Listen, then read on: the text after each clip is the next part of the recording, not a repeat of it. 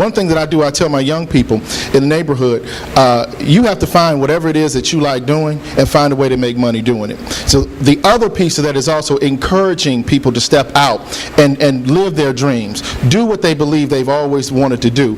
The young men in my neighborhood, they've worked very hard. We've started actually they've cutting lawns in the neighborhood, and these are 14, 15, 13-year-old boys who are now, their minds are now stimulated. So you want to get involved and get and talk to them early to work on these different type of initiatives to awaken their awareness of those type of programs and get them started very early. And this will help provide additional leadership once they get older. Thank you. James Tate.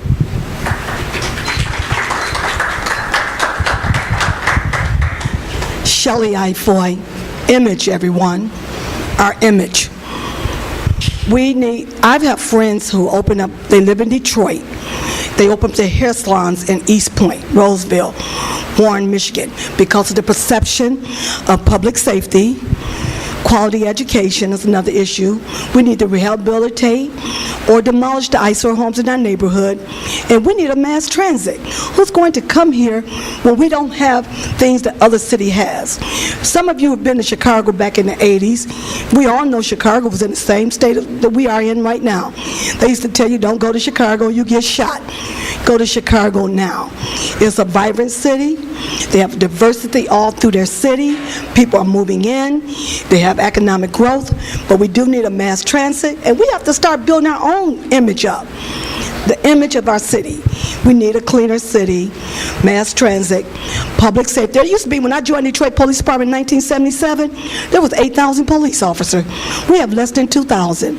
I retired in 2005. We lost another 700 after I left. We have to have effective public safety, high visibility. You must have that for anyone to want to move back into the city.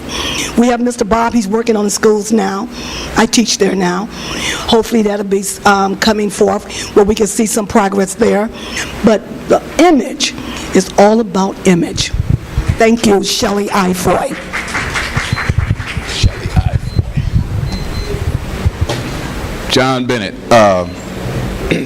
The first thing we need to do is let business know that pay to play is over. Everybody's going to be on a level playing field, have an equal opportunity for contracts or any other business in Detroit. We have to send a signal that the days of pay to play have ended. After that, we have a great amount of land in the city. We certainly at this point, because of our financial situation, can't give the level of tax abatements businesses have been used to seeing, but we can certainly provide some land if they want to build a business or a medium-sized manufacturing plant or whatever it is they want to build. So we can do some things on the land end of things. Lastly, and most importantly, is crime. The way you're going to attract anybody to this city, be it business or residents, is you have to give them the impression, the feeling that they're going to be safe in this city. That's the biggest thing we have to do. We have to solve our crime problem. And if we can do that, we're certainly going to attract businesses, we're going to attract residents, and Detroit will be a more vibrant place than it certainly is right now. Thank you. John Bennett.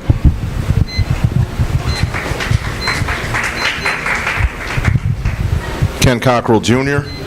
I think one of the things that we have to do is recognize that the future of the city of Detroit, from a business standpoint, from an industrial standpoint, is not going to lie in the auto industry.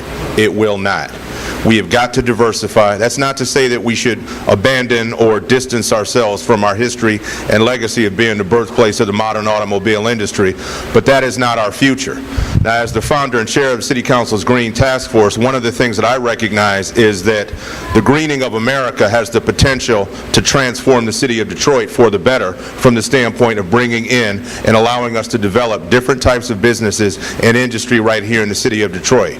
We need to be thinking more in terms of developing wind power, opportunities here in the city of Detroit, solar power business opportunities, hydro and hydroelectric power opportunities, biodiesel. The one thing that this city has a surplus of is land.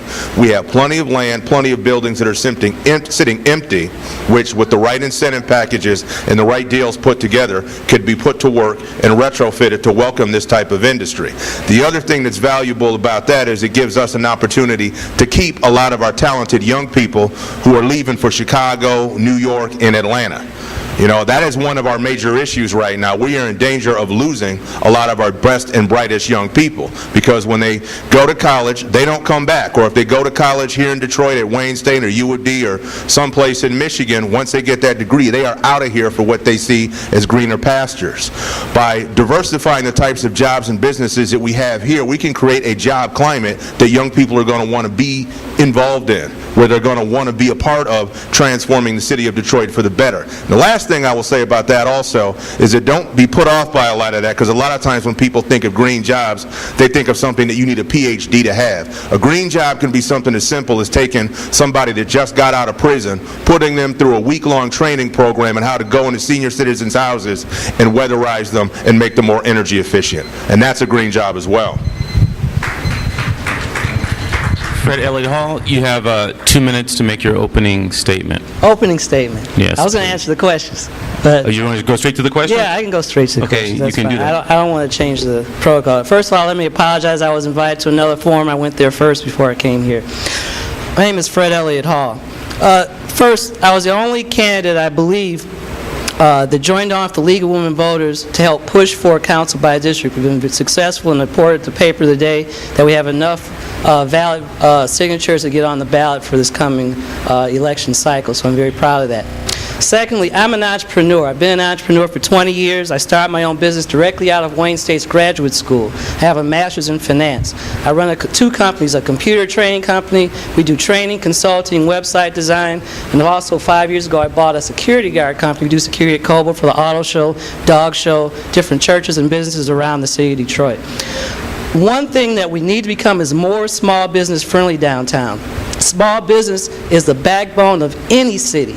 No matter if it's New York, Chicago, Atlanta, it's small business development. 60 to 80% of the jobs that come out of any recession are small business-based jobs. We have to become more small business friendly downtown, and one thing that I'll do on City Council is press for that. Secondly, we need to have more incubators like TechTown. Michigan is #2 in the country in research, and not a lot of us know that, and most of that is right around the Wayne State area. TechTown does a phenomenal job. A young entrepreneur can start a business with very little overhead costs if they can get in one of these incubators. There's federal dollars available to take some of our property that's vacant and turn it into these different types of business incubators. We need to do that. A lot of kids coming out of high school and college want to be their own CEOs, their own entrepreneurs. We need to encourage that. For after all, entrepreneurs are the innovators, they're the job creators, and that's the future for the city of Detroit, especially with the census saying we're going to go down to possibly 750,000 people after they do the official census next year. So entrepreneurship is the key to Detroit coming back. I really believe that, and as a council person, I'll do that. Fred Elliott Hall. All right, Elliott, you can hold on to the microphone. The next Okay. question is yours. Very good.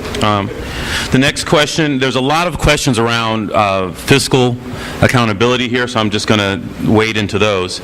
Do you support a 50% cut in salary for the mayor, city council, and city clerk's office? Not budget, salary. They were very specific about that. Yeah, I'll support that. I don't have a problem with that. Being having a master's degree in finance, that's another one of my specialties that I bring to council. Is someone who has not only a background in business management, but also a background in being able to look at balance sheets, income statements, perform financial analysis. What I don't want to do on council is cut jobs. Cutting the budget, the $600,000 or so per council member budget, I don't have a problem with that as long as we cut out just the perks, the car, the driver, the extra security. But I really believe the staff that's on council are very important. I'm not a job cutter. I'm a job creator. And the staff go out and they do the research. They go out to different community organizations. So that's one part of the budget I do not want to cut. But when it comes to my salary, I have no problem with cutting that. So yes, I agree with that. Okay. President Cockrell? Ken Cockrell Jr. Well, I'll tell you this, I'm going to be honest. If there's a 50% cut to my salary, I'm out of here. I couldn't live on that. I will be very honest with you. Sure. And I don't think we're at that point yet. Yes, things are very dire budget-wise in the city of Detroit, but a 50% cut I think would be extreme, and I think there are other areas where we can cut to address the budget deficit. Many of you will remember, of course, that I served as mayor for a period of time after the former mayor had to